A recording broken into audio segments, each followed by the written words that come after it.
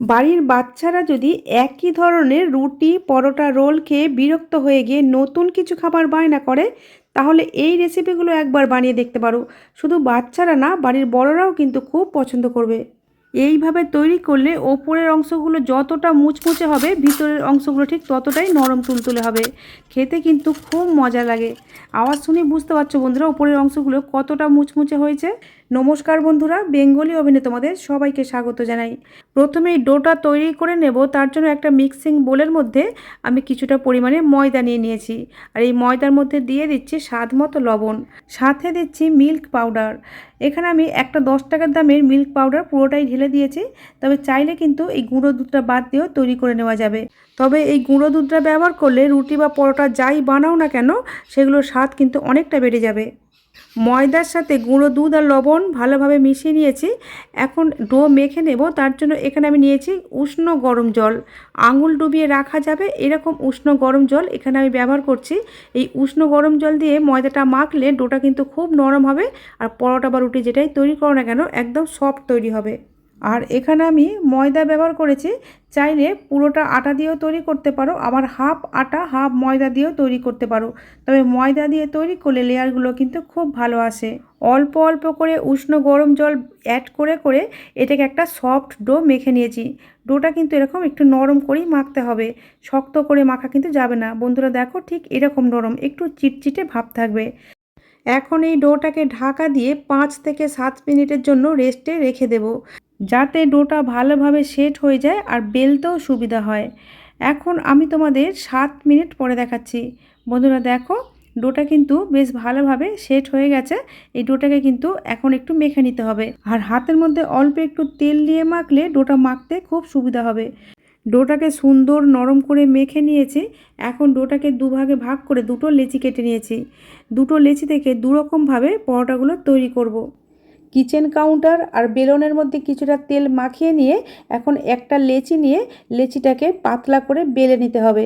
বাড়িতে পরোটা তৈরি করার সময় যে থিকনেস রেখে বেলি, ঠিক সেই রকম থিকনেস রেখেই পরোটাটাকে বেলে নিতে হবে। আর পরোটাটাকে ঠিক এইরকম বড় আর আয়তকার করে বেলে নিয়েছি। এখন এক সাইডের মাঝখান থেকে এইভাবে ভাগ করে করে কেটে নিচ্ছি। আসলে পরোটাটা এতটাই বড় করে বেলা হয়েছে যে পুরোটা তোমাদের ক্যামেরায় দেখাতে পাচ্ছি না। কেটে নেওয়ার ডান দিকের অংশটাকে সমান 3 ভাগে ভাগ করে নিতে হবে। তার জন্য দুটো কাট মার্ক দিলে কিন্তু 3টে ভাগে ভাগ হয়ে যাবে। আর মাঝখানের গ্যাপগুলো যাতে সমানভাবে থাকে তার জন্য আগে থেকে একটু মার্ক করে নিলে তাহলে কাটাগুলো সমান দূরত্বে হবে। বাঁ দিকটাও ঠিক একইভাবে 3 ভাগে ভাগ করে নিচ্ছি। নিশ্চয়ই বুঝতে পারছো বন্ধুরা আমি কিভাবে কেটেছি। প্রথমে পরোটার মাঝখান দিয়ে কেটে নিয়ে ডান দিকে 3টে ভাগ করেছি, বাঁ দিকে সমান ভাগে 3টে ভাগ করেছি। উল্টো দিকটাও ঠিক একইভাবে ভাগ করে নিতে হবে। নিচে দিয়ে যেভাবে কাটা হয়েছে এর সোজাসুজি একইভাবে কেটে নিতে হবে। কেটে নেওয়া হয়ে গেলে আমি এর মধ্যে কিছুটা তেল দিয়ে দিলাম। তেলটাকে এই পরোটার প্রতিটা অংশে খুব ভালোভাবে ব্রাশের সাহায্যে লাগিয়ে নিয়েছি। এখন এর ওপর দিয়ে ছিটিয়ে দিচ্ছি কিছুটা কর্নফ্লাওয়ার। হাতের কাছে কর্নফ্লাওয়ার না থাকলে ময়দাও দিতে পারো, তবে কর্নফ্লাওয়ার দিয়ে লেয়ারগুলো কিন্তু দারুণ খোলে। পরোটার প্রত্যেকটা অংশে তেল আর কর্নফ্লাওয়ারটাকে ব্রাশের সাহায্যে খুব ভালোভাবে লাগিয়ে নিয়ে এখন এইভাবে ভাঁজ দিতে হবে। একটু লক্ষ্য করো বন্ধুরা আমি ভাঁজটা কিভাবে দিচ্ছি। এইভাবে কেটে নেওয়া প্রত্যেকটা অংশ এইভাবে লেয়ার দিয়ে দিয়ে ভাঁজটা দিয়ে দিতে হবে। আর যতগুলো ভাঁজ এখানে দেওয়া হচ্ছে ততগুলোই কিন্তু ভিতরে লেয়ার তৈরি হচ্ছে। আর পরোটার নিচের দিকে 6টা ভাগ আর ওপর দিকে 6টা ভাগ। বুঝতে পারছো বন্ধুরা এর ভিতরে কতগুলো লেয়ার তৈরি হবে। এইভাবে পুরো পরোটাটাকে আমি ভাঁজ দিয়ে নিয়েছি।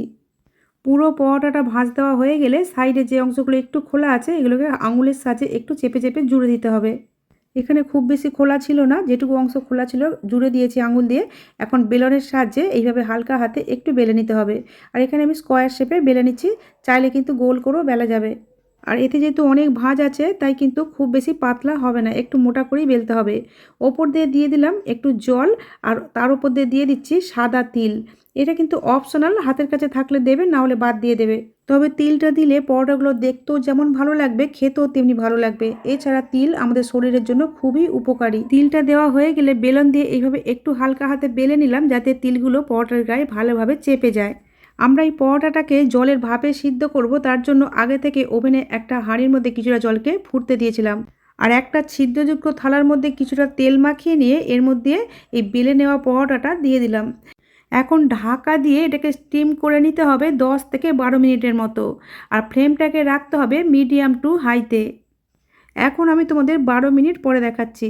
এইভাবে হাত দিয়ে টাচ করে দেখবে, যদি দেখো এটা সিদ্ধ হয়ে গেছে তাহলে এটাকে নামিয়ে নিতে হবে।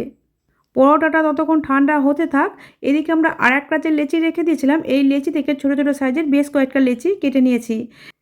এখন কিচেন কাউন্টার আর লেচিগুলোর মধ্যে কিছুটা করে তেল মাখিয়ে নিয়েছি। এইভাবে প্রত্যেকটা লেচিকে ছোটো ছোটো লুচির আকারে বেলে নিয়ে তারপর প্রত্যেকটা লুচির মাঝখানে এইভাবে কিছুটা করে কর্নফ্লাওয়ার ছিটিয়ে যতগুলো বেলেছিলাম সবগুলো একসাথে দিয়ে দিয়েছি। এখানে যতগুলো লুচি তুমি হ্যান্ডেল করতে পারবে পরপর ততগুলো লুচি সাজিয়ে নিয়ে এইভাবে রুটির মতো করে বেলে নিতে হবে। বন্ধুরা দেখো, সব লুচিগুলোকে একসাথে রুটির মতো করে বেলে নিয়েছি।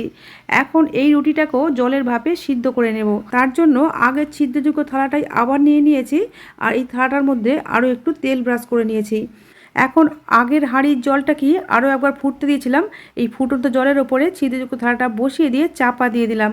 এটা কিন্তু সিদ্ধ হতে 6 থেকে 7 মিনিট সময় লাগবে মিডিয়াম টু হাই ফ্লেমে। এই সিটগুলো সিদ্ধ হতে থাক, ততক্ষণ আমরা আগে যে পরোটাটা তৈরি করে রেখেছিলাম সেটাকে তেলের মধ্যে একটু ভেজে নেব। এটাকে সিদ্ধ অবস্থাতেও কিন্তু খাওয়া যায়, আরও একটু টেস্টি করার জন্য আমি একটু তেলের মধ্যে ভেজে নিচ্ছি। অল্প একটু তেলকে গরম করে নিয়ে এই গরম তেলের মধ্যে এই সিদ্ধ করে রাখা পরোটাটা দিয়ে দিলাম। ফ্লেমটাকে মাঝারিতে রেখে পরোটাটাকে ভেজে নিতে হবে। এক পাশটা যখন হালকা ব্রাউন কালার চলে এসেছে তখন উল্টে দিয়েছি। এইভাবে উল্টে পাল্টে দুপাশটাই খুব সুন্দর ব্রাউন কালার করে ভেজে নিয়েছি। দেখি বুঝতে পারছো বন্ধুরা পরোটার ওপরের অংশটা কতটা মুচমুচে হয়েছে। এখন একটা প্লেটের মধ্যে তুলে নিয়েছি। এইবার একটা ছুরির সাহায্যে এটাকে পিস পিস করে কেটে নিতে হবে। কাটা দেখেই বুঝতে পারছো বন্ধুরা, ওপরের অংশটা যেমন মুচমুচে হয়েছে আর ভিতরে তেমনি অসংখ্য লেয়ার তৈরি হয়েছে। যে কোনো তরকারি সস চাটনি দিয়ে খেতে কিন্তু দারুণ লাগে। আমি এখন তোমাদের 7 মিনিট পরে দেখাচ্ছি। বন্ধুরা দেখো, এই 7 মিনিটের মধ্যে কিন্তু এতগুলো রুটি খুব ভালোভাবে সিদ্ধ হয়ে গেছে। আমি এখানে জলের ভাপে সিদ্ধ করেছি, তোমরা চাইলে কিন্তু চাটুতে যেভাবে রুটি তৈরি করা হয় ওইভাবেও সেঁকে নিতে পারো। এই রুটিগুলোকেও হালকা একটু ঠান্ডা করে নিতে হবে। অল্প গরম থাকতে থাকতে রুটিগুলো উল্টে পাল্টে দেখতে হবে। ওপর দিকে যে ভাঁজটা দেখা যাবে, ভাঁজটা ধরে হালকা করে টান দিলেই কিন্তু রুটিটা আলাদা হয়ে ছেড়ে আসবে। দেখেই বুঝতে পারছো বন্ধুরা রুটিগুলো কত সহজে আলাদা হয়ে যাচ্ছে। আর এগুলো একদম কাগজের মতো পাতলা হয় আর নরম তুলতুলে হয়। যে কোনো সবজি দিয়ে রুটিগুলো এইভাবেও খাওয়া যায়। আবার এর ভিতরে পুর দিয়ে সিঙ্গারা বা spring roll, veg role, egg roll, chicken roll যা খুশি বানিয়ে নিতে পারো খুব সহজে। আর এগুলো তৈরি করে কিন্তু অনেক দিন পর্যন্ত স্টোর করে রেখেও দিতে পারবে। এই রুটি বা সিটগুলো যেমন হয়েছে কাগজের মতো পাতলা তেমনি হয়েছে নরম তুলতুলে। আমি সবগুলোকেই ছাড়িয়ে নিয়েছি। এখন এগুলো দিয়ে রোল তৈরি করব। তার জন্য একটা পুর তৈরি করে নেব। আগে থেকে সিদ্ধ করা আলু ভালোভাবে গ্রেট করে নিয়েছিলাম ছোট গ্রেটার দিয়ে। এর মধ্যে দিয়ে দিলাম স্বাদ মতো লবণ, দিচ্ছি হাফ চা চামচ চিলি ফ্লেক্স, সাথে দিলাম কিছুটা গ্রেট করা আদা, 1 চা চামচ ভাজা জিরে গুঁড়ো, চা চামচের 4 ভাগের 1 ভাগ গোলমরিচের গুঁড়ো, কিছুটা কুচানো পেঁয়াজ আর অল্প একটু গ্রেট করা গাজর, আর দিলাম সামান্য পরিমাণে কুচানো কাঁচা লঙ্কা আর অল্প একটু কুচানো ধনেপাতা। এগুলোকে আলুর সাথে খুব ভালোভাবে মিশিয়ে নিতে হবে। আর সাথে দিচ্ছি অল্প একটু পাতিলেবুর জুস। এর পরিবর্তে হাতের কাছে চাট মশলা বা আমচুর পাউডার থাকলে বা আচারের তেল থাকলে সেটাও দিতে পারো। সব কিছু একসাথে খুব ভালোভাবে মিশিয়ে নিয়েছি। এখন তৈরি করে রাখা একটা সিট নিয়ে এর মধ্যে কিছুটা আলুর পুর দিয়ে এইভাবে রোল করে নিতে হবে। আর সাইডের অংশটা অল্প একটু ময়দা গোলা দিয়ে জুড়ে দিচ্ছি, এটা আঠার মতো কাজ করবে। 1 চামচ ময়দার মধ্যে হাফ চা চামচ জল দিয়ে খুব ভালোভাবে গুলে নিয়েছিলাম। এইভাবে কয়েকটা রোল তৈরি করে নিয়েছি। এখন প্যানের মধ্যে 1 টেবিল চামচ তেল মোটামুটি গরম করে নিয়ে এর মধ্যে তৈরি করা রোলগুলো যতগুলো ধরেছে দিয়ে দিয়েছি। আর ফ্লেমটাকে এখন মিডিয়ামে রাখতে হবে। মিডিয়াম ফ্লেমে যখন এক পাশটা হালকা ব্রাউন কালার ধরতে শুরু করবে তখন এইভাবে উল্টে দিতে হবে। এইভাবে সিট বানিয়ে রোলগুলো তৈরি করলে ওপরের অংশগুলো এতটাই মুচমুচে হয় যে দোকান থেকে আর কিনে খেতে ইচ্ছে হবে না, মনে হবে এইভাবেই বাড়িতে বারবার বানিয়ে খাই। এইভাবে উল্টে পাল্টে ভাজতে ভাজতে রোলের দুপাশে যখন এরকম সুন্দর ব্রাউন কালার চলে আসবে তখন এগুলোকে তুলে নিতে হবে। আমি আমার চ্যানেলে এইরকমই হাতের কাছে থাকা উপকরণ দিয়ে সহজভাবে তৈরি নতুন নতুন রেসিপির ভিডিও আপলোড করে থাকি।